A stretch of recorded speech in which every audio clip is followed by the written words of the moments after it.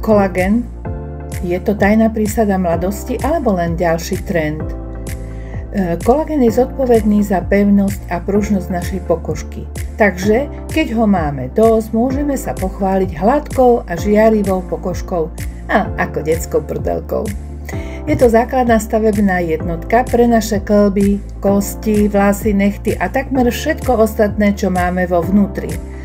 Kolagén sa stal takým malým zázrakom v poháriku. Ľudia si ho robia ako smoothies, do kávy si ho pridávajú, do palaciniek. Ja si robím skvelú malinovku, alebo si ho pridám do jogurtu. Ak sa chcete dozvedieť viac o tom, ako si môžete kolagén doplniť, nezabudnite ma sledovať. A určite sa mi ozvite, volám sa Marika Zimková, môj mobil je 0918 543 782.